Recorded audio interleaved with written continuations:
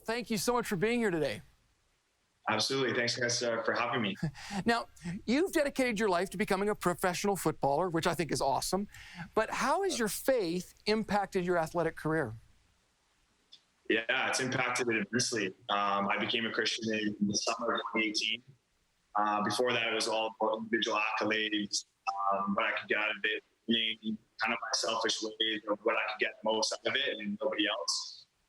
It was all about compete, and that's kind of how your ways and how you go in the sport if you want to try and make it as a professional footballer. So for me in 2018, it really shifted. I started to really look at my sport and how I can serve and how I can lead others. And I actually got an opportunity in my last year at university, and I became a captain. So I had the test to lead the guys and really serve and to see how an impact I can get on the pitch, but also off it as well. And it was such a blessing for me to have that job per se, and it really helped me kind of move forward in my professional career on that point because I knew it was so much bigger than myself.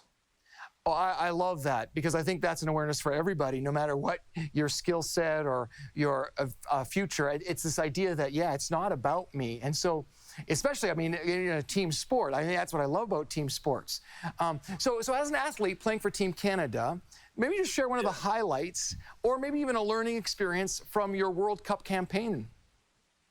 Oh, the highlight for me was probably putting on the jersey for the first time. I don't have a cap yet. I'm still kind of chasing that as one of my goals, but I put it on for an inter squad we had, and just putting on the red jersey and seeing that maple leaf on my chest, it was such an honor, it was such a blessing, and something that I've worked for, my entire life, basically, to represent my country, and hopefully I'll get to represent them next year at a World Cup. So that was a huge highlight for me.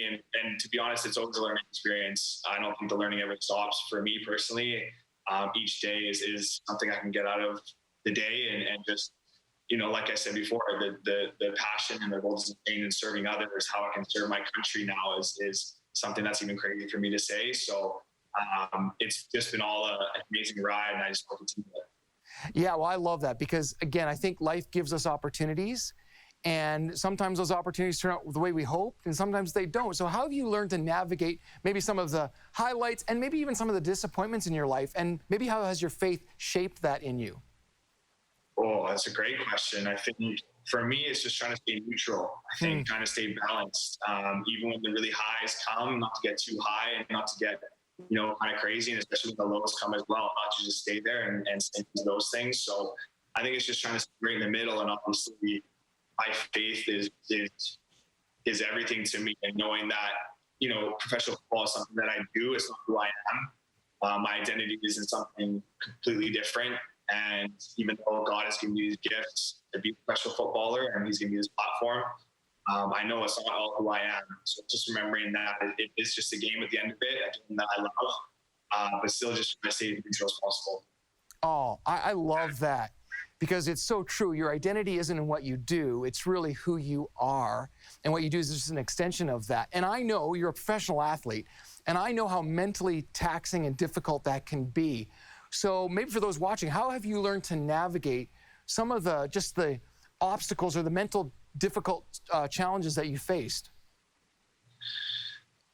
I mean, for me, obviously, it's your support system around you. I have a very, very small circle of friends that I trust, and obviously my family as well, that they've helped me navigate through, teams that I haven't made, or when my contract didn't come, or when it didn't happen when I wanted it to happen. And I think it's not at a perfect time, at a time where I wanted it to happen. And for me, that's how I kind of navigate through things. I'm never alone. First and foremost, I have God to go through it, and also, my family, my friends, that secondary home per se to get me through those tough times. Oh, that is great, because I think that's helpful for all of us watching. If we know our identity is rooted in who God says we are, and we have a support system around it, which, of course, in our context can be even like a church family, then you can almost make it through anything. And now, one of the things I love, too, though, is that you serve, and that's a real credit to you. So you serve as the ambassador for Manatech and Kids Sport BC. So just articulate why that role is so important to you, and what's the goal that you have for serving in this role?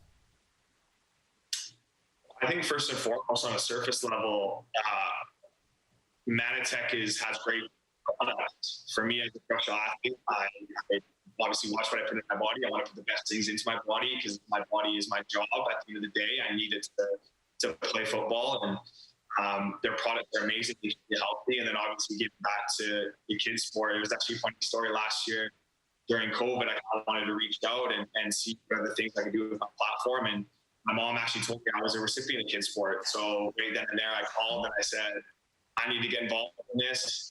Put me on as, whoever you guys need, I'll help out, and then you get an ambassador. And ever since then, it's kind of difficult being in Montreal and trying to help in my hometown community and of British Columbia, and obviously Aldergrove where I live. But for me, it goes so much deeper than that. Just being able to coach kids and give back to the sport.